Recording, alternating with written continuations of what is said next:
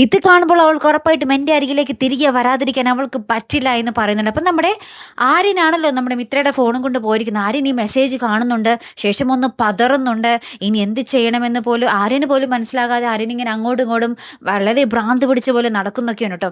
അപ്പം നമ്മുടെ ഗോമതിയും നമ്മുടെ മിത്രയും ഇങ്ങനെ സംസാരിച്ചുകൊണ്ടിരിക്കുന്ന ഗുരുവായൂരിൽ നടന്ന കാര്യങ്ങൾ ഇങ്ങനെ സംസാരിച്ചുകൊണ്ടിരിക്കുമ്പോൾ നമ്മുടെ മിത്രയല്ല നമ്മുടെ ശ്രീദേവി പെട്ടെന്ന് കയറി വരുന്നുണ്ടേ. അപ്പം ശ്രീദേവി നമ്മുടെ മിത്രയോട് പറയുന്നുണ്ട്, ആ എന്താണ് ഇവിടെ, എനിക്ക് CID ശ്രീദേവി എന്ന് ഒരു പേരുണ്ട്, നിങ്ങൾക്കറിയാവോ എന്നൊക്കെ പറഞ്ഞ് വരുന്നുണ്ട്. അതിനുശേഷം നമ്മുടെ ശ്രീദേവി അമ്മയ്ക്ക് ശ്രീദേവിയുടെ അമ്മയെ ഫോൺ ചെയ്ത് ഇങ്ങനെ പറയുക കേട്ടോ, എൻ്റെ പൊന്നമ്മയെ മുട്ടം പണി കിട്ടിയിരിക്കുക, ആ മിത്രയ്ക്ക് പനി പിടിച്ച് കോളേജിൽ പോകാൻ പറ്റില്ല എന്ന് പറഞ്ഞിട്ട് നീണ്ട ലീവ് ആപ്ലിക്കേഷൻ എന്നോട് എഴുതാൻ MA ഇംഗ്ലീഷ് എന്നൊക്കെ പറഞ്ഞ അമ്മയല്ലേ പൊക്കി വിട്ടത്, ഇപ്പം ഇനി ഞാൻ എന്ത് ചെയ്യും എന്നൊക്കെ പറഞ്ഞ് ഇങ്ങനെ ആകെ ധർമ്മസങ്കടത്തിൽ നിൽക്കുന്ന ഒരു രംഗത്തിലാട്ടോ കൂട്ടുകാരെ പ്രൊമോ അവസാനിക്കുന്നത്. അപ്പം നമ്മുടെ ശ്രീദേവിക്ക് എങ്ങനെയാ ലീവ് ലെറ്റർ എഴുതും എന്നാണ് നമുക്കിനി അറിയേണ്ടതല്ലേ. എന്തായാലും കാത്തിരുന്ന് തന്നെ കാണാട്ടോ. അടുത്തൊരു വീഡിയോ വരുന്നത് വരയ്ക്കും. Good bye.